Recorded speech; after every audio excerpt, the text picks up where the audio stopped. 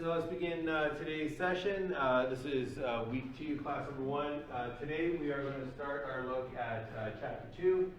Specifically, we're going to take a look at some of the research methods that are going to be brought up and referred to throughout this course. So it's important to get these fundamentals down and understood so that we can make easier sense of everything that comes later. So specifically, we're going to take a look at some basic terms and definitions today, and I will try to tie them back to some of the things that we have already seen examples of so far. So we're going to take a look at independent and dependent variables, functional relationships, stimulus and responses, overt and covert behavior, appetitive and aversive stimuli, establishing operations, deprivation and satiation, and then contiguity and contingency. And what you'll find is that a lot of these terms have very special meanings in the psychology of learning that might differ from what they are in everyday English language.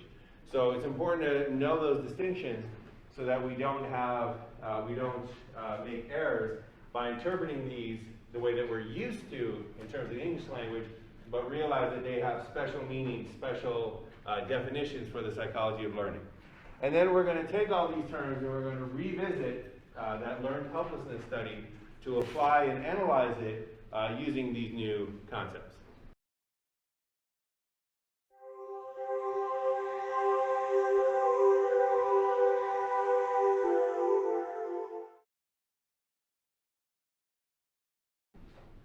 All right, so first one we're going to take a look at independent and dependent variables. So before we get into the distinction between independent and dependent variables, it's important to first off establish what is a variable. So a variable is any characteristic of a person, place, or thing that can change, that can basically vary. It's something that is able to be different in different situations. It's able to vary, it's a variable. So a variable is, again, something that can possibly change. So one variable, one characteristic of a person that can be different, both for a single person and for different persons, is something like age.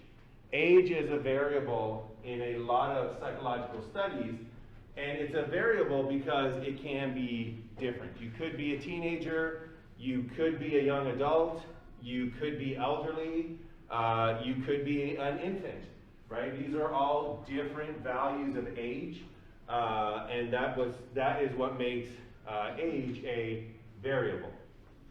Other examples of variables that we're going to encounter in the psychology of learning are things like time.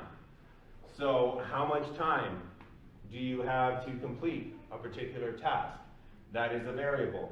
How long is a class that you attend here at IUSB? Some are an hour and 15 minutes, others are 3 hours long. If you're taking, for example, a night course, those are variable times because they're different times. So time is often a variable, or can be a variable in psychology.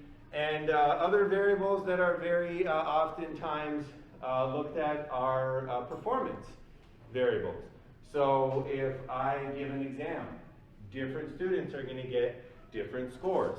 The score that is achieved on that exam is a variable. It can change. It can be different. Excuse me. So variables are anything that can change. And then they are split into two main groups for psychology so that we can understand what causes what effects. So the two different major types of variables that we're going to be looking at are independent and dependent variables. And an independent variable, this is a variable that is manipulated in an experiment. So this is a variable that the experimenter themselves controls.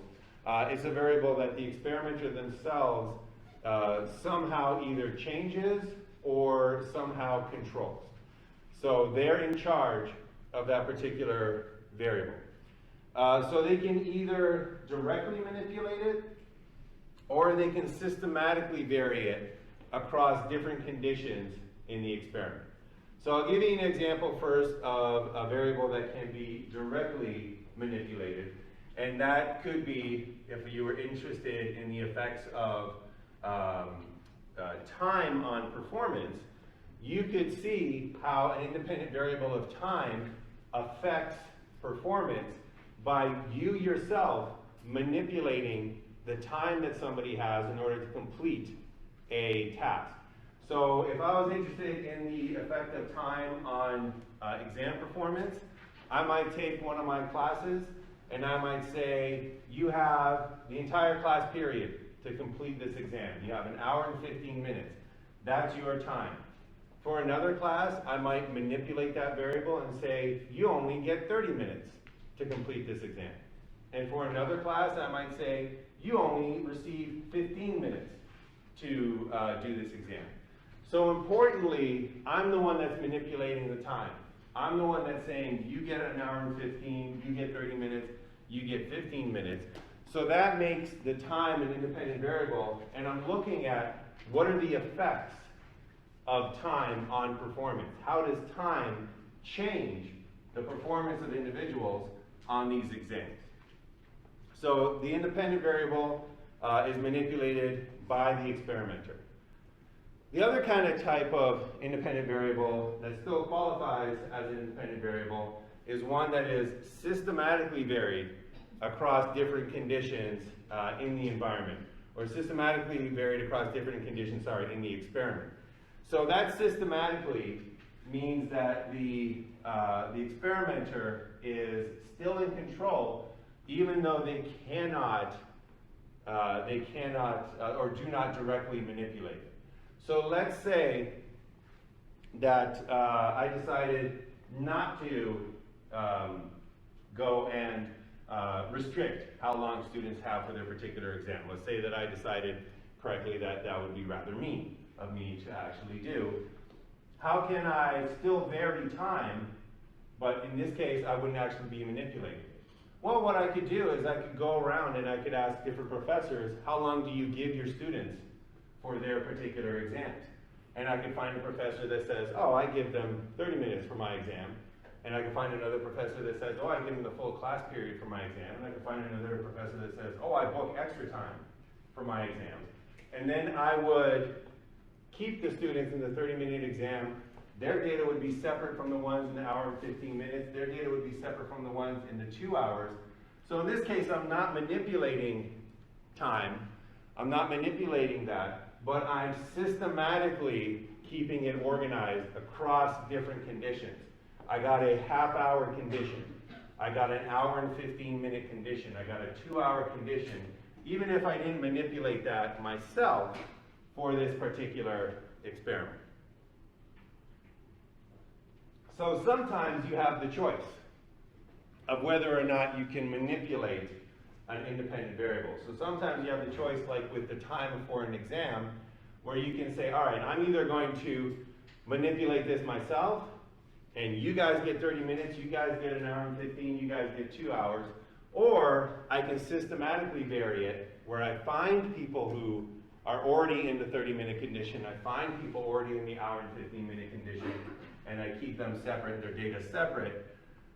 That's oftentimes what happens with independent variables, but there's other variables that you can't manipulate, and one of the big ones that is oftentimes studied in psychology is age. So I cannot manipulate age. I can't bring subjects into a lab and say, you're 13, and I'm going to magically transform you to 3 years old, and I'm going to magically transform you to 80 years old. I can't manipulate age. But you can still study age by, again, systematically controlling controlling that particular variable. So I can recruit subjects, and I can put all the teenagers into one group. And I can put all the young adults into group number 2. And I can put all the elderly individuals in group number 3. And I can put all the infants in group number 4. So I'm not manipulating anything, but I'm still systematically keeping them in groups So I can look at the independent variable of age. Any questions on independent variables before we get to the counterpart dependent? All right. So the other category is dependent variables. And dependent variables, they're the ones that are measured in an experiment. And that sometimes I find is a little bit confusing because everything oftentimes is measured in an experiment. So let's go back to the previous example just real quick. If I want to split people up into different ages, when they come into my lab, I'm going to ask them, how old are you? And if the person says, oh, I'm 16, I'm going to be like, all right, you go into the teenager group. And if the person says, oh, I'm 22, I'm going to say, okay, you go into the young adult group. And if the person says, oh, I'm 65, I'm going to say, all right, you go into the elderly group. And if the parent says, my child is 3 months old, I'm going to say, okay, they go into the infant group. By simply asking them, how old are you, I've measured their age. So sometimes I find that this definition of the dependent variable is a little bit confusing because you measure everything in an experiment. It's better to think of it in terms of this is the variable that is allowed to freely change. It's allowed to be freely varied. And better than that, it's the variable that is dependent on the subject and the subject's performance. So this variable is dependent on the subject's performance. Their age is not dependent on their performance, right? They can't try harder and become 25 if they're 16, right? They can't do that. It's not based on their performance. If I put them into the 30-minute condition, nothing that they do determines whether or not they go into the 30-minute condition. All they do is I tell them, look, you're in the 30-minute condition. That's why those variables are independent, because they're independent of the subject's behavior. However, the dependent variable, that's what we're looking at as the effect. That's what is dependent on how the subject does. So if I have, and that's allowed to vary freely. So if I'm looking at the effects of time on exam performance, the individual's exam performance is dependent on them. They can either do well on the exam, they can do poorly on the exam, they could decide that 30 minutes is completely unfair and I'm not going to answer a single question, or they can decide that 30 minutes I'm going to do my best and I'm going to try to answer every question, or they can say 30 minutes, I have no chance, I'm just going to put C's all the way down for the multiple choice questions, right? It's dependent on what they decide to do. So the dependent variable is the one that we just sit back and we allow it to vary freely. We allow them to do whatever they want in this particular experiment, and it's just what happens, what do they do, it's dependent on the particular subject. So again, performance would be a dependent variable that is dependent on how that subject actually does in that experiment. All right, so any questions on dependent variables? Another way to look at it is that an independent variable can be considered a cause, and a dependent variable is considered the effect.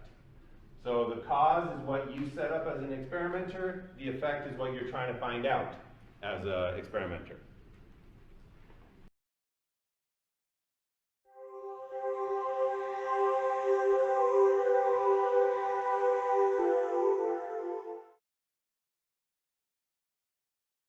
All right, so this leads us to functional relationships. And a functional relationship is a relationship between your independent variable and your dependent variable. It's the effect or the phenomenon that we're trying to establish. We want to know if we change the effect, if we change the cause, I got it backwards. If we change the cause, what does that do to the particular effect? So if we change the time that somebody has to perform an exam, what does that do to their performance in that particular exam? And there is a functional relationship between those, where if you have, and you can oftentimes graph a functional relationship. So if you have time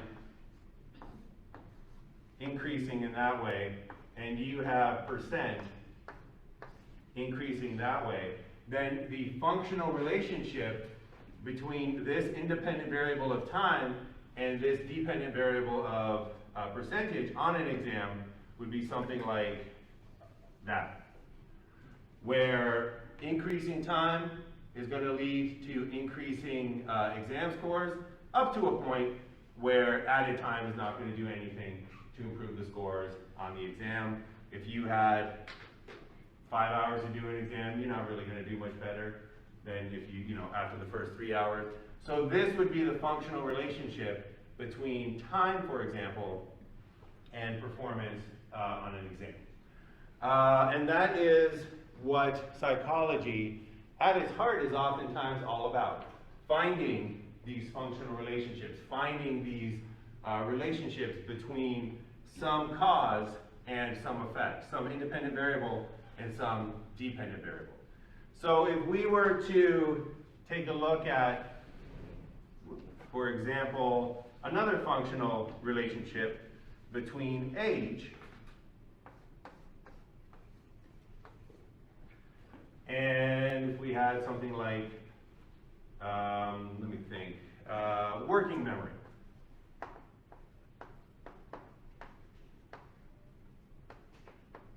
All right, so working memory is your ability to keep information in your head so you can manipulate it. Basically, if you're trying to remember a phone number, you're using your working memory. If you're trying to remember directions to somewhere, you're using your working memory. Those are two kind of classic examples. And we're taking a look at age. What's the functional relationship? Well, when you're born, you don't have any working memory, almost, right? Try to tell a child a phone number. Try to tell a baby a phone number and see if they tell you back, right? They can't even remember what a number is, let alone have that as a working memory. So they would have almost no working memory whatsoever. As you get older, your working memory increases. Let's get this a little bit higher because it increases rather quickly. Your working memory would increase, and then it basically just kind of stays stable until it takes a little bit of a dip as you get into your elderly golden years. So this would be another functional relationship between age and working memory. And there are different functional relationships between different variables. So if we take a look at age and something like crystallized intelligence,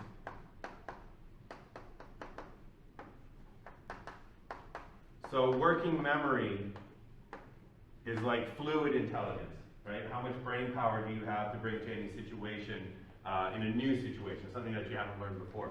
Crystallized intelligence is how much knowledge do you have to bring to a particular situation when that you've encountered before. It's kind of like the sum of your world's knowledge that you're bringing to any particular situation. And not surprisingly, elderly people score highest on crystallized intelligence, followed by young adults, followed by teenagers, and then once again, the infants coming in at the end, no crystallized intelligence whatsoever. So again, these relationships are these functional relationships, and they're the relationships between this independent variable of age and this dependent variable of crystallized intelligence, which again is dependent on what the subject is actually able to do. All right, and those functional relationships, again, that's what we're looking for in psychology. We want to know, especially in psychology, we want to know what does a change in one variable cause in another variable. So what does a change in how you present information cause in terms of learning outcomes? What does a change in size of a classroom cause in terms of learning outcomes? These are all things that you would be considering if you, for example, pursued educational psychology. In developmental psychology, what is the functional relationship as age changes, what occurs to things like crystallized intelligence? What occurs to things like a sense of self? What occurs to things like resiliency to depression? What occurs to things like the ability to remember events, the ability to list past events? What are the relationships between all this? That's what a psychologist wants to know. That's what we're going to be looking at a lot when we're looking at theories of learning in this course.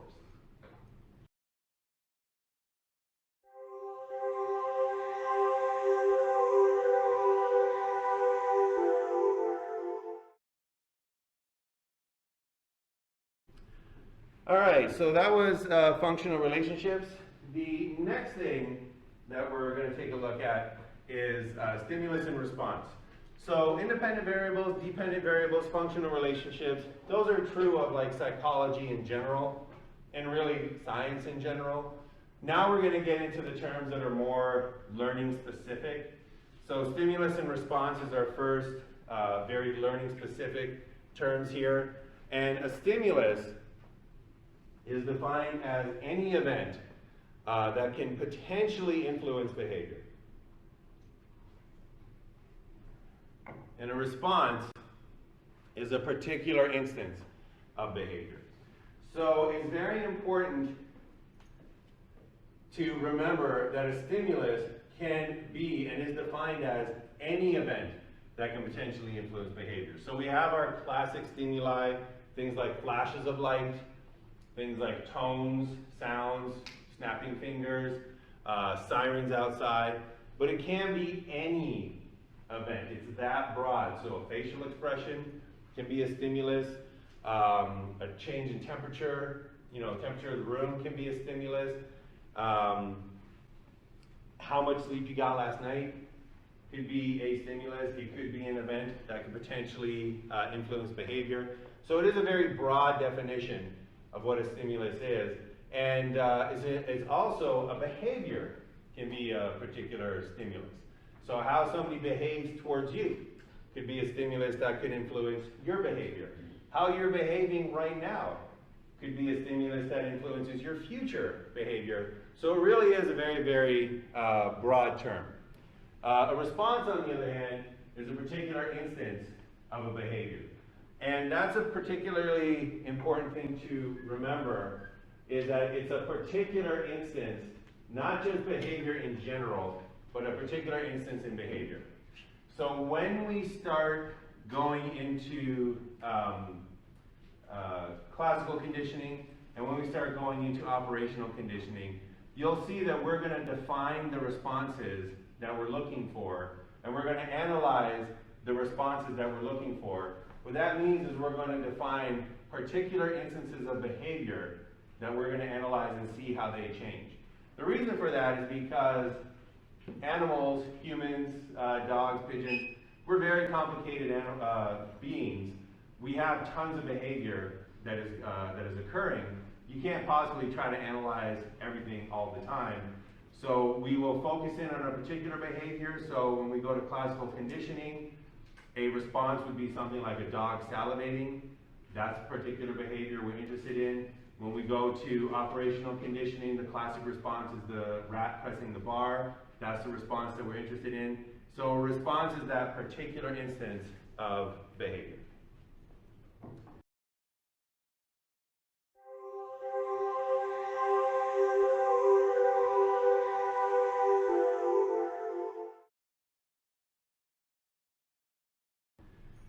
All right, covert and overt behavior. These are two important distinctions, especially if you were a if you were a hardcore behaviorist, you would, if you were super hardcore, you would deny the existence of covert behaviors. If you were less hardcore, you would just say that they're outside the realm of science. If you're a cognitive psychologist, you oftentimes are very interested in these covert behaviors. So let's take a look at what they are. First, we'll deal with the simpler one, overt behavior. And an overt behavior, this is any behavior, any action that has the potential of being directly observed by any individual other than the one that is performing the action. And that potential is the key thing to remember here. So an overt behavior isn't a behavior that is observed. It's any behavior that has the potential to be observed. So if you go into the middle of a stadium and you start singing a song, that's a very clear instance of overt behavior, because your song is being directly observed by people other than you, right? People are hearing your song. That's a direct observation of this behavior. But if you're shy and you've got stage fright and you like to sing, but you don't sing when anybody is around, and you make sure that the house is empty, the doors are locked, your soundproof room is all insulated, and that's the only time that you sing, that is still an overt behavior. So even though you're hiding it, even though according to regular English you're being covert, right? You're doing your covert singing operation. For the psychology of learning, it's an overt behavior. Because even if it's not observed by others, it has the potential to be observed by others. So even though you might have gone through all these precautions to make sure that it's not observed, it still could possibly be observed by somebody if they were there, right? So it's a behavior that could be observed. So it's not whether or not it is observed, it's all about whether it could potentially be directly observed by someone other than the person performing the action. So that's an overt behavior. So here, just to give you another example, for this individual here, her smile is an overt behavior. It has the potential to be observed. Somebody other than herself can take a look at her face and say, yes, she is smiling. I can observe that behavior.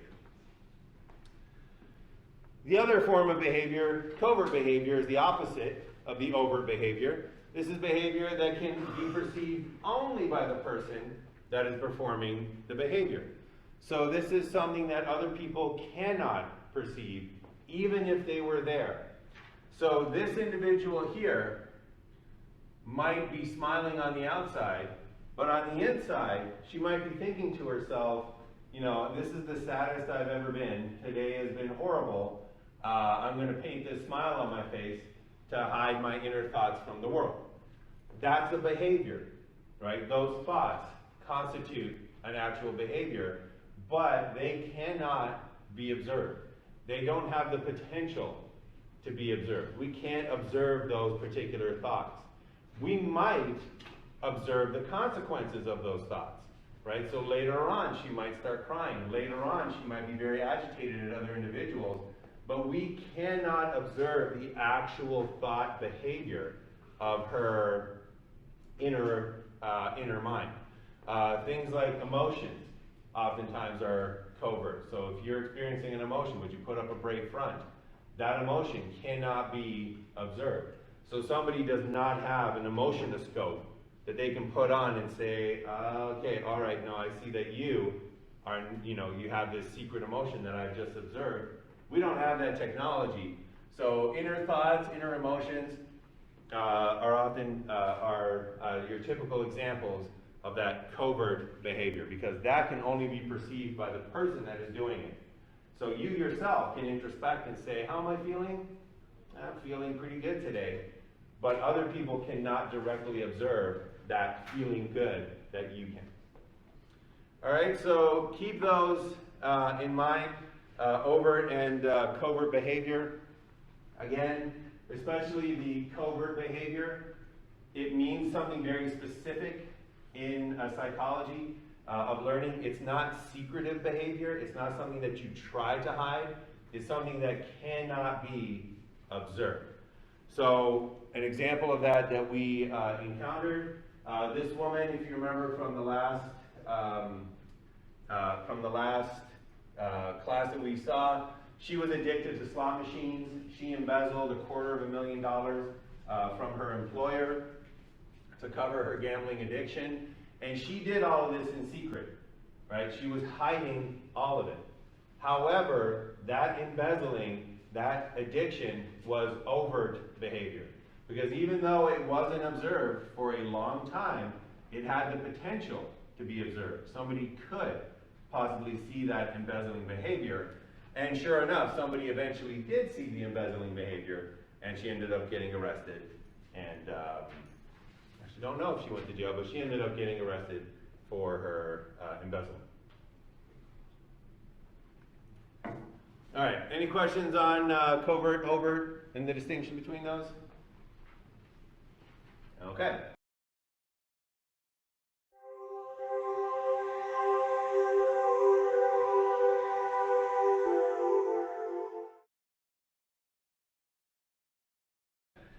Next one, appetitive and aversive stimuli.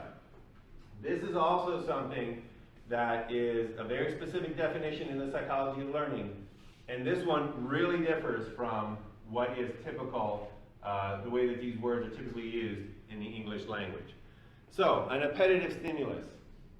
If I was to ask you before this class, what's an appetitive stimulus? You might say, well, it's something that you like, right? It's something that you find enjoyable. That's what an appetitive stimulus is, right?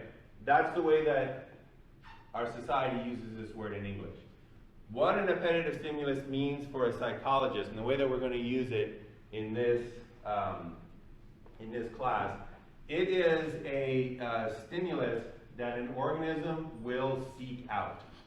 It is, an event that an organism will seek out. It's an event that an organism will approach, try to get near to, that'll actively get closer to. That's what an appetitive stimulus is. So it has nothing to do with whether they like the event or they don't like the event. It has nothing to do with whether it's a positive event, like it's a good thing for them, or it's a bad thing for them. All it has to do is with whether or not they will seek it out. They'll try to get near it, try to get more of it. That's what an appetitive stimulus is. And an aversive stimulus is the complete opposite of that. An aversive stimulus is not something that you don't like, it's something that you're actively trying to avoid. It's an event that an organism will try to get away from, try to avoid, try to distance themselves from. That's an aversive stimulus. So those are the definitions, and it's very important to remember those in the psychology of learning, because we all know what appetitive and aversive mean in the regular English language. That's not what it means in the psychology of learning. And another thing about appetitive and aversive stimuli is they're defined with respect to the organism. They're defined with respect to the individual. So the same event can be aversive or appetitive to different people. So take, for example, exams. Some people actively try to avoid exams, right? Some students will do anything that they can to avoid an exam. So exam day comes, and all of a sudden their grandmother falls ill, and they just have to go, be with her at the hospital, and they just can't make it to the exam. For some people, they want to actively avoid those exams. I remember reading a tweet from a professor who said that her requirement for makeup exams was an oral exam afterwards. Like if you mixed her exam, you would have to do an oral exam with her afterwards, and she figures she saved like 6 or 7 grandmas that semester because they didn't have to go to the hospital. But some students will actively avoid exams. Other students love exams. Other students are like, you know what, I've been studying for this exam. I know it inside and out. I'm going to go in there. I'm going to rock this A+. I'm going to get into grad school. Give me that exam. Let's do it today. Oh, it's not today. It's next week. I'll take it right now. They love exams. It's an appetitive stimulus for them. So for some, aversive stimulus, try to avoid.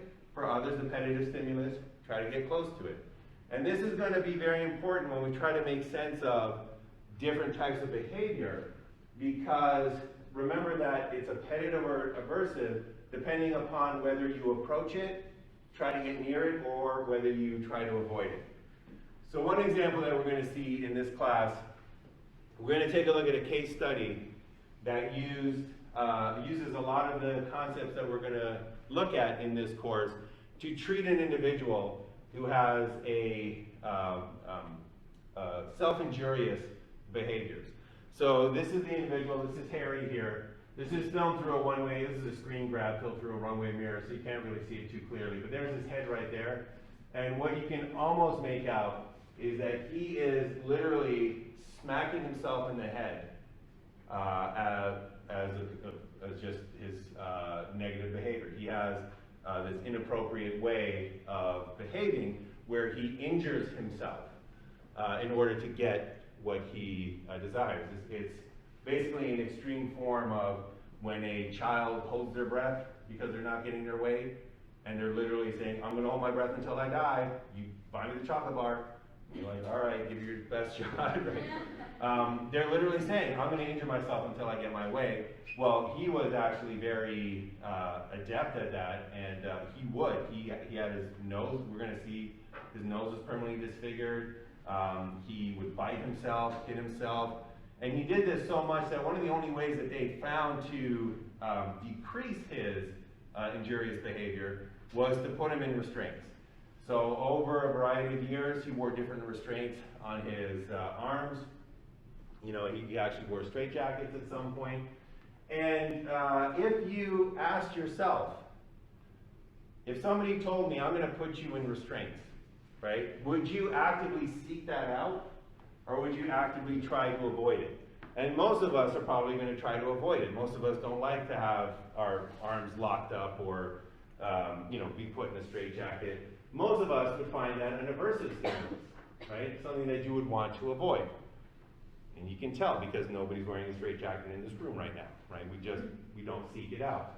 However, one of their breakthroughs in treating him was figuring out that his restraints were actually an appetitive stimulus for Harry. He wanted to be in restraints. And if you gave them restraints on a table, he would go to those restraints and put them on. He actively sought them out. He approached his restraints, and that's how we knew that they were, that's how they knew they were an appetitive stimulus.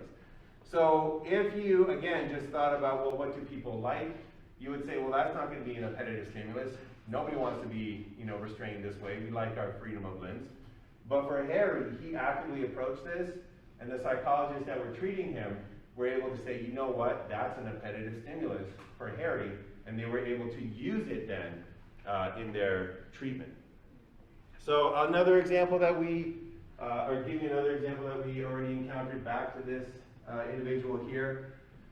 When they were describing her and the other women that were addicted to slot machines, when they were describing the slot machines, almost none of it was positive. It was almost all like, these slot machines are horrible. If you remember the other one, they're like, they take your soul, they take your heart, you know, and if you listen to them, you would say, wow, you guys really hate slot machines, right? You dislike slot machines. Incredibly, slot machines sound like they're very aversive to you. Yes, in the typical English understanding, but not in the psychology of learning. In the psychology of learning, as much as they hated slot machines, as much as they looked at them and said, oh my gosh, these slot machines ruined my life, they're an appetitive stimulus because they would seek out the slot machines. They would try to get to the casino. They would try to get close to the slot machines.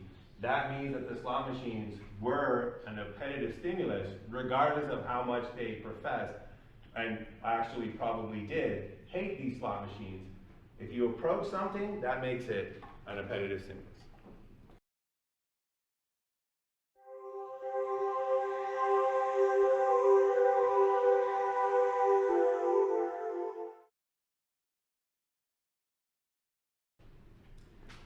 All right, so that's appetitive and aversive stimuli. Next up, we got establishing operations. So an establishing operation is a procedure that affects the appetitiveness or the aversiveness of a stimulus. So remember that I mentioned it can differ between different people. It can also differ for the same person at different times.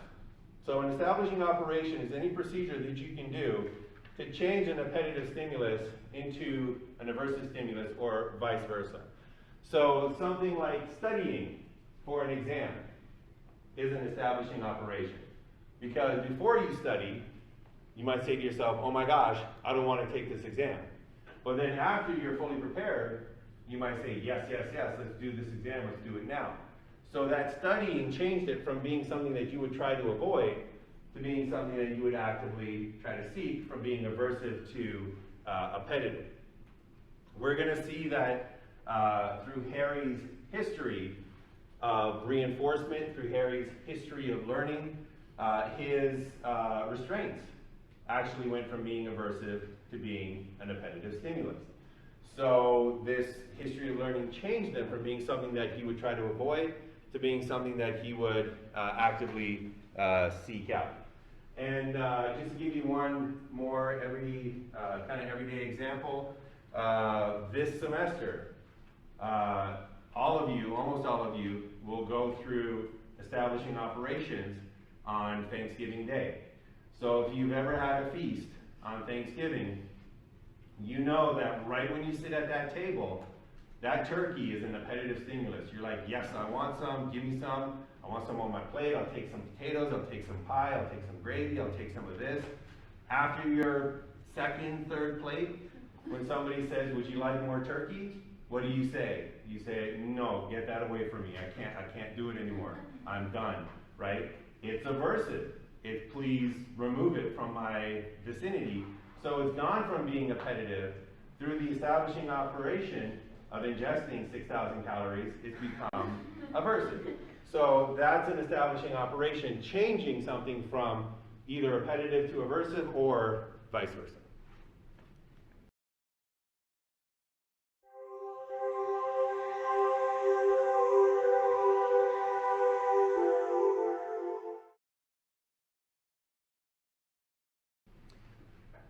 All right, contingency and contiguity. So, reverse, contiguity and contingency. So we'll talk about contiguity first. And contiguity is a very important concept because it has large effects on the outcomes of learning. So that's one of the reasons why we're highlighting it here. And what it is, it's a closeness or a nearness of events. It's basically a measure of how close together two different events have occurred. So that closeness or nearness is oftentimes of one of two varieties. So that closeness or nearness can be temporal contiguity or spatial contiguity. So the temporal contiguity, that is a closeness or nearness together in time. So that's the temporal aspect of that contiguity.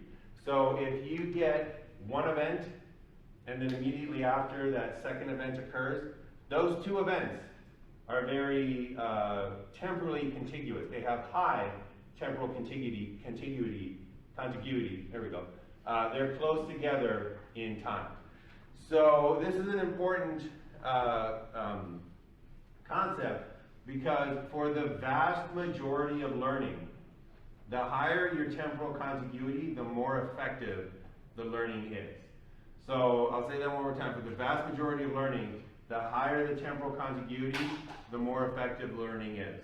So if you are the parent of a child and you want to decrease a bad behavior, let's say that your child is drawing on the walls and you want to decrease them for that, you're going to punish them, you're going to put them in timeout every time you catch them drawing on the walls. It is much more effective if the punishment of timeout is highly temporally contiguous to the drawing on the walls. So if your child is drawing on the walls and you catch them in the act and you say, no, you're getting timeout for drawing on the walls, into your timeout chair, and then you sit there. They were drawing and immediately they got put into timeout. That's high temporal contiguity. That instance of timeout is going to help decrease drawing on the walls substantially. On the other hand, if you walk into a room where your child was an hour ago, and you walk into that room and you're like, oh no, they drew on the wall. And then you go to the child and you say, all right, you get timeout, here you go. You drew on the wall, you get, go into your timeout chair. Drawing on the wall was over here, the punishment is over here, there's a full hour between those two. That timeout period is not going to be very effective at all. It loses its effectiveness because of that low temporal contiguity. And we've already encountered temporal contiguity in the gambling addiction. So if you remember when this researcher was talking about the addictiveness of slot machines, one of the things that she mentioned was the immediacy of the reward. So slot machines are more addictive than any other form of gambling. That's why they were featured on this particular report.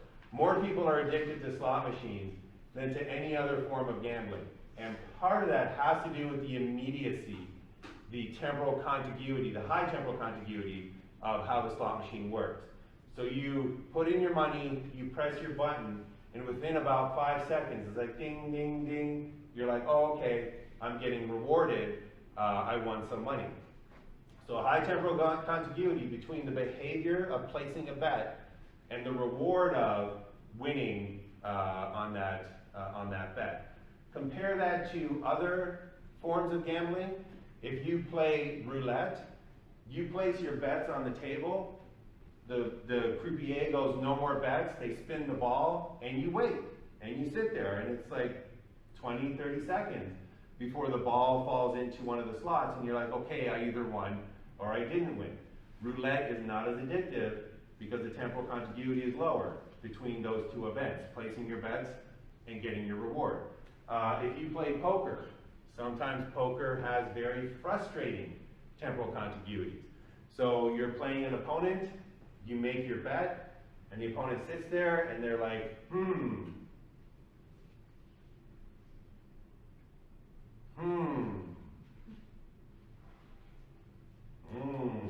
not going to take it too far.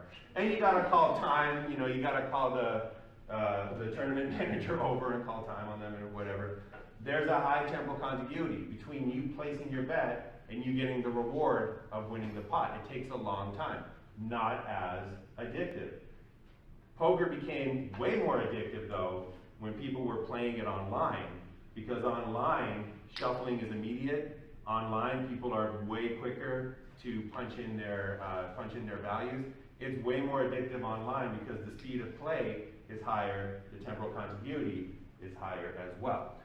So temporal contiguity is a very important concept, and in general, there are exceptions, but in general, the closer two events are, the more learning will occur between those events, the more of an association you will form. The other form of contiguity that's important, very important for learning, is spatial contiguity. So spatial contiguity is the closeness in space, the closeness in distance, physical distance, between the behavior that occurred and the reward, for example, that followed. Those two events that are occurring together. So once again, this helps explain why slot machines are very addictive, because the payouts are oftentimes right there, right? So you press the button, the tumblers stop, and you get your money, your tokens fall out right there. If you win a big jackpot, you can print out the ticket right there. You can get your payout right there. There's very high spatial contiguity. They're very close together in space. If you take a look at something else like horse betting. In horse betting, you go to a window, you place your bets. You then go and you sit down and you watch it on a screen. Once you win, you have to go back to that window in order to collect your money. The distance between where you were sitting when you won and where you had to go to collect your money is huge.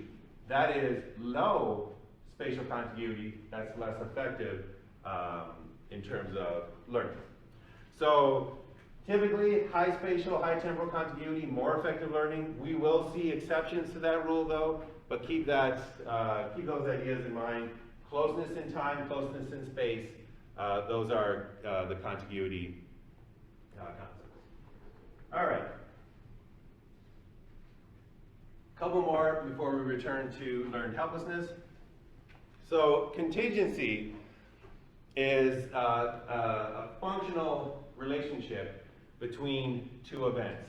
It's a relationship between one event occurring and another event occurring. So the definition of that is when the occurrence of one event predicts the probable occurrence of another event, that's when you have a contingency. So these contingencies are oftentimes unseen, but they're there. Oftentimes there's natural contingencies. Sometimes they're 100%. You do this, and for sure this occurrence will follow.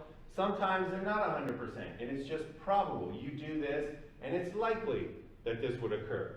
Or you do this, and it increases the probability that this will occur. So an example of a contingency that we all live under is gravity. So if I take this and I drop it, the very highly probable occurrence is that it's going to fall onto the table, right? So we live under the contingency of gravity. You drop something, very high probability that it's going to fall down to the table, right? That probability is probably 100%, but we never know when gravity is going to do something weird. But anyways, that's a philosophy of science thing. That's not important here. It's important, though, to understand that it's just a prediction of the probable occurrence. It doesn't have to occur every single time. So one contingency that we've seen is a contingency that if you break the law, then you increase the probability of getting arrested, right? So breaking the law predicts the probable occurrence that you're going to get arrested. And we saw it with this individual here. She embezzled $250,000, which means that she did not get caught the first time she embezzled money. She did not get caught the second time she embezzled money. She did not get caught the third time she embezzled money. But this behavior, this event of embezzling increased the probability, that's the contingency, it increased the probability that she was going to get arrested. And it could have been that it didn't happen at all. She might have gotten away with it. But in fact, it increased it to the probability where it actually occurred. She did get arrested. So just bear in mind that it doesn't have to be an exact all the time occurrence. It's just that probable occurrence. So if you study for an exam, that increases the probable outcome that you're going to do well on that exam. We've all had that experience where that didn't occur. We studied for an exam and we didn't do well. But if you study for it, it increases the probability that you're going to do well on the exam. There is a contingency, a functional relationship between studying and doing well on an exam. All right, so any questions on any of those terms that we've looked at so far, any of those concepts?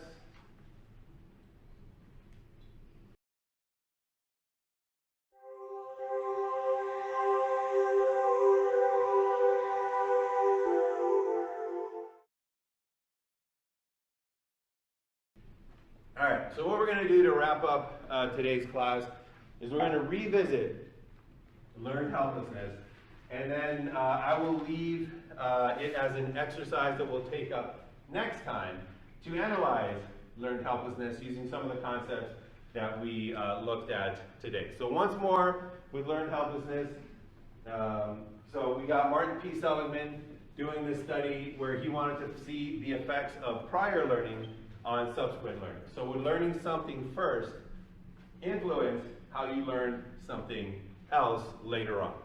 And for this experiment, he took dogs and he split them up into 3 groups. So he manipulated these dogs into 3 different groups, and he controlled whether the dogs received no shock. So dogs in group A, he said, you are going to receive no shock when I put you into this room. Dogs in group B, you're going to receive escapable shock. So the dogs in group A, they were put into a room and they just wandered for a certain amount of time and then they were taken out of the room. The dogs in group B, individually, they would be placed into a room. The floor would start to be shocked. and there was a panel on the side of the wall, and if they pressed the panel, the shock would turn on. So they had escapable shock, and group C, they had inescapable shock, and importantly for group C, their shock was tied directly to the escapable shock dogs. So it was as if there were two different rooms, one with group B and one with a group C dog, and both rooms would start to get shocked at the same time, and both rooms would turn off when group B pressed the panel. So that was a really smart move, because what it meant was that these two dogs here received exactly the same amount of shock. So there was no difference in the amount of shock, it was just whether you could escape it or not escape it. And as it turned out, the no shock dogs, there was nothing to learn. There was no contingency between shock and any behavior. The escapable shock, there was a contingency. You press the panel, you escape the shock. So they were able to learn to press that panel. And the inescapable shock, there was no contingency there. There was no rule. They didn't learn to press the panel because the panel did nothing. So that was part one. And then part two looked at how are these dogs going to learn in a new environment, a new situation. So he placed them into a what's called a shuttle box. And this shuttle box had two separate compartments that were separated by this hurdle here. And what would happen is a tone would sound from a speaker, and shortly after the tone sounded, the floor would start to get shocked, and then the dog could jump over to the other side in order to escape the shock. And if the dog could learn that the tone signaled the shock, then the dog could jump over to the other side and completely avoid the shock. So the question was, would the prior learning in part one affect the subsequent learning here in part two? So what he found, what were the results of this, was that group A was very able to learn this jumping response to escape the shock. They were able to learn to jump over that hurdle to escape the shock from the floor. Group B was also able to avoid that escapable shock. And I will have to do more research on this to see if their learning was any different than the no-shock group, because I find it hard to believe that they would not be looking for that panel when they first started to get shocked. But importantly, they were eventually able to learn to jump over to the other side. The big result was that group C was unable to learn to escape the shock. So even though they were now operating under a contingency where if you just jumped over to the other side, you could escape that particular shock, they were in general unable to learn this new behavior, having their learning affected by the fact that they could not escape the shock in the initial part one. All right, so that's a brief recap. And as I mentioned before, this experiment was crucial in developing theories on learned helplessness, developing theories that led to new treatments for depression, and actually in developing an entire branch of psychology called positive psychology, which is the psychology not of taking people with behavior or mental disorders and bringing them back to normal, but the psychology of taking people at a normal functioning level and making them super resilient, super memory, super not depressed, basically bodybuilding for your mind and behavior. All right, so that was the experiment. So what we're going to do next class is we're going to take up the answers to the following questions. So we learned a lot of terms for this in this class. So what I'd like you to do is between now and next class, just try to write your answers down to this. I find that is a lot more effective in seeing whether you understand a concept or not. So for next class, just write down the answers to these. So what are the independent and dependent variables for this experiment for part one and for part two? So what were the independent variables? What were the variables that the experimenter themselves manipulated in part one? What were the dependent variables that the experimenter measured in part one that freely allowed the dogs to do in part one? And then what were the independent variables in part 2? That one is a little bit trickier. And what was the dependent measure in part 2? What did they measure in terms of what the dogs could do? What was dependent upon their behavior? All right, what are the stimuli and the responses? What were the events that could potentially influence behavior, the stimuli? And then what were the responses? What were those particular instances of behavior that they were looking for? And also maybe speculate what are some instances of behavior that they might not have focused on but might have still occurred during these experiments. In terms of overt and covert behaviors, so for overt behaviors, what were the behaviors of the dogs that could potentially be viewed? So there are some ones that were mentioned. There's other ones that you could just kind of speculate based on what you know about dogs' behaviors. And then for the covert behaviors, those will have to be pure speculation because we have no way of observing what was going on inside the dogs. But if you want to kind of imagine what it might be like to be in that situation, try to put yourself in those dogs' paws and see if you could identify some covert behaviors that were likely happening. All right, appetitive and aversive stimuli. So for part 1 and part 2, what were some appetitive stimuli? So what were objects, events that dogs were actively trying to get closer to, actively seeking out? What were aversive stimuli, things that dogs were trying to actively avoid or get away from for parts 1 and part 2? And for some of these, they might not exist for certain groups. So for example, the appetitive stimuli in the first part, in part 1, just to kind of give you a hint, the appetitive stimulus doesn't exist for group A and group C. It only exists for group B. Okay, so keep that in mind. These things might not exist for all 3 groups in every single instance. Temporally contiguous events for part 1 and part 2. What 2 events occurred almost immediately one after another in part 1? What 2 events occurred almost immediately one after another in part 2? And then spatially contiguous events. For part 2, use that image of a shuttle box that I gave you to kind of figure out the spatial location of different stimuli. For part 1, you'll have to just speculate a little bit on what the room looked like. We don't have a picture of that. So what does a room look like in terms of different events that occurred? And then the contingency between the shock and the behavior for group A, B, and group C in both parts 1 and part 2. So what were the contingencies? Some of them are going to be when this occurred, then this would occur. For other groups, there is no contingency, especially in part 1. So write those down for what you think they might be. And then finally, the functional relationship between the independent and dependent variable for part 2 only.